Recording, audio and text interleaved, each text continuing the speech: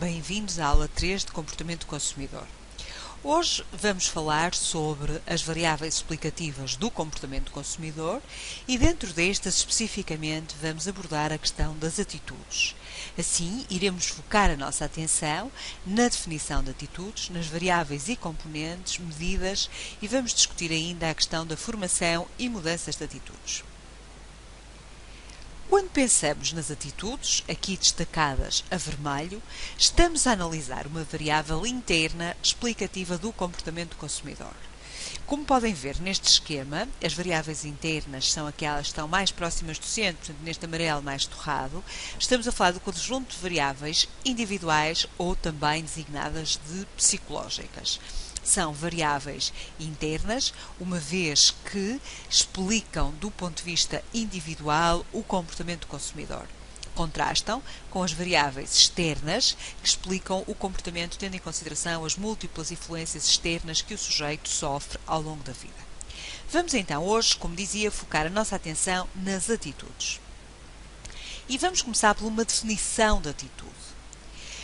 Como podem ver no ecrã, a atitude é uma organização duradoura de crenças e cognições, isto é, de uma dimensão que está associada ao processamento da informação, dotadas de carga afetiva pró ou contra um objeto social, que predispõe uma ação coerente com as cognições e afetos a ele relativos.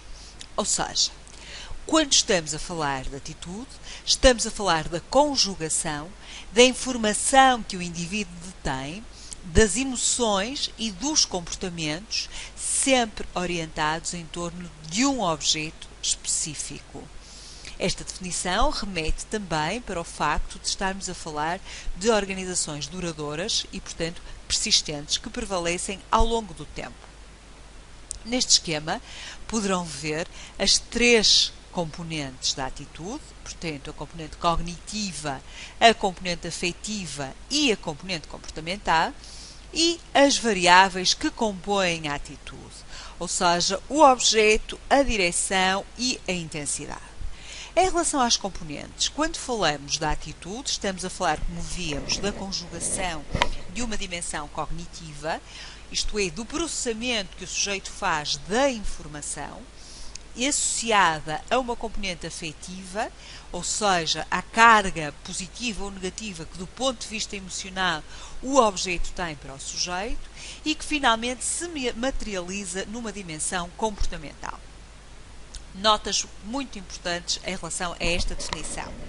A atitude formula-se sempre por relação a um objeto concreto e específico. É a atitude face a algo muito concreto e muito específico. Por exemplo, a atitude dos consumidores face aos iogurtes magros ou aos produtos light ou a algo absolutamente concreto e específico. Este é o objeto da atitude.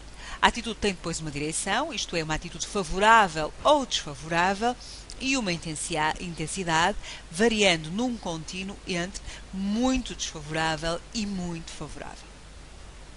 Este esquema representa a forma como se organiza a orientação global, ou seja, a atitude dos indivíduos.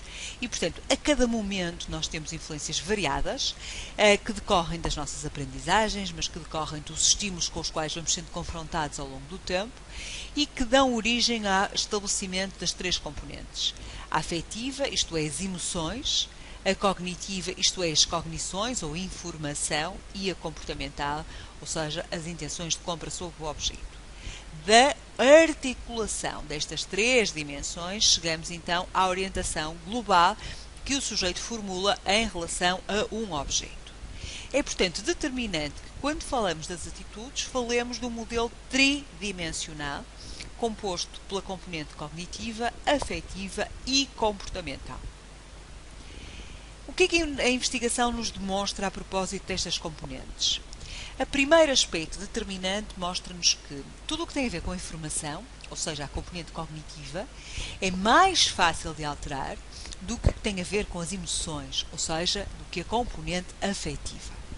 A investigação tem-nos demonstrado também que uma atitude que se apoia em crenças incertas evolui mais facilmente do que as atitudes que têm por base aquilo que há de mais profundo no sujeito.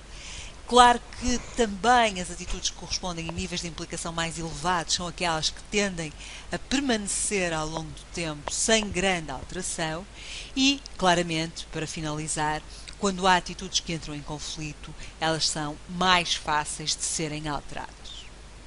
Há uma exceção a este modelo tridimensional, que ocorre quando o sujeito não tem possibilidade de manifestar o comportamento.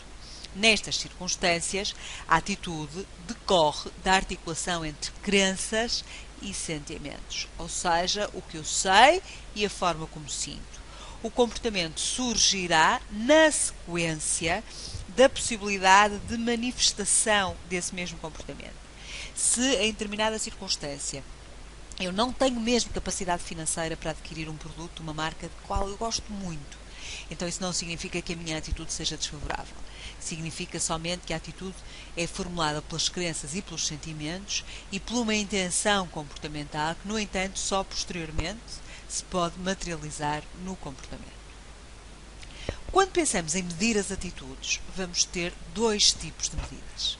As medidas diretas, que são aquelas que procuram detectar e quantificar as atitudes, e aqui temos alguns exemplos como as escalas de Likert, as escalas de Thurston, as sondagens e a teoria de Fishbein, e as medidas indiretas, que são aquelas que surgem com o objetivo de ultrapassar as limitações deste tipo de medidas e que muito frequentemente têm a ver com processos de co-construção da informação que nos ajudam a compreender e a determinar o comportamento do consumidor, aquilo que está na base, na gênese do seu comportamento. Em relação às escalas das atitudes, que são aquelas que vamos mais utilizar, elas pressupõem alguns princípios muito importantes. O primeiro deles tem a ver com o facto das atitudes se poderem inferir através das opiniões que o consumidor expressa. As afirmações que estão contidas nas escalas têm o mesmo significado para todos os consumidores e, finalmente, as atitudes podem medir-se de modo a traduzirem notas numéricas e a classificarem efetivamente os sujeitos. As escalas de Likert, que são a tipologia que vamos utilizar em termos dos nossos inquéritos por questionário, vão ter um conjunto de itens que se baseiam em dados empíricos. O que é que isto significa? Que vamos pesquisar informação que nos ajude a determinar a forma como os sujeitos pensam, sentem e se comportam em relação aos objetos de análise. Os sujeitos assinalam o grau em que estão de acordo ou não com a opinião que é expressa e vamos fazê-lo tendo em consideração que os itens não são independentes entre si, eles estão todos articulados, são todos dependentes. Este é um exemplo de uma escala de Likert. A compra de produtos nacionais favorece o desenvolvimento do país, é a afirmação, e depois a escala que varia, como vos dizia já, entre discordo totalmente e concordo totalmente. No domínio do comportamento do consumidor há uma outra teoria muito interessante que nos permite avaliar as atitudes. Esta teoria, a teoria de Fishbein, é uma teoria exclusiva do comportamento do consumidor e tem em consideração dois aspectos que são absolutamente fundamentais na avaliação da atitude.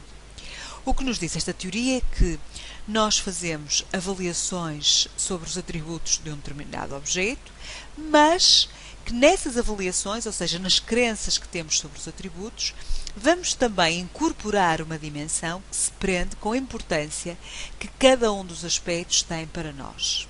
E nesse sentido, a atitude global do consumidor manifesta-se por uma expressão matemática que vai articular a avaliação que o sujeito faz e a importância que o atributo tem para o sujeito.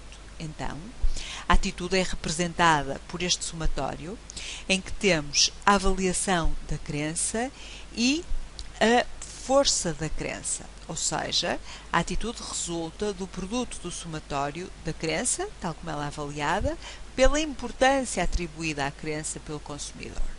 Vamos ver um exemplo para ser mais fácil esta articulação. Neste slide temos a avaliação da atitude dos consumidores face aos iogurtes magros. E fizemos a avaliação das crenças numa escala de 0 a 5 e da importância das crenças numa escala de 0 a 1. definimos 3 crenças, ou se quiserem, 3 dimensões de análise: o sabor, o facto de serem saudáveis ou não e o preço.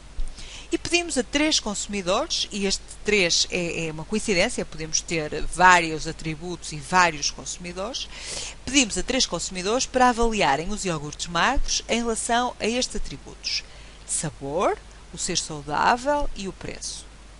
Mas depois, a seguir, pedimos às pessoas para atribuírem um valor à importância que esta crença tem, que esta dimensão tem, na escolha de iogurtes magros. E assim, como podem ver, o consumidor A avaliou com 4 numa escala de 0 a 5 o sabor, com 4 na mesma escala o ser saudável e com 3 o preço. De seguida, disse que o sabor tinha o valor máximo, 1, portanto significa que o sabor para este consumidor é algo muito importante, o ser saudável é medianamente importante e o preço é pouco importante. E depois temos um consumidor B, que avaliou com 5, 5, 1, e um consumidor C, que avaliou exatamente da mesma forma, portanto, que o A, 4, 4, 3, no entanto, atribui importâncias diferentes às crenças. Este consumidor diz: o sabor é medianamente importante, o ser saudável é muito pouco importante e o preço, esse sim, é muito importante. E quando olhamos para o produto final, portanto, o somatório do produto da avaliação da crença pela importância da crença, ou seja, este 6,6 resulta de 4 vezes 1 mais 4 vezes 0,5 mais 3 vezes 0,2, chegamos a um total de 6,6. No caso do consumidor C, com o mesmo procedimento, chegamos a um total de 5,8. Então percebemos aqui algo extraordinariamente importante, é que mesmo avaliando com o mesmo valor numérico a cada um dos atributos, o facto dos consumidores darem importância diferentes aos atributos faz com que a atitude final seja diferente. E este é um aspecto muitíssimo importante quando analisamos o comportamento do consumidor. E, portanto, este modelo de atitude é muito utilizado a este nível.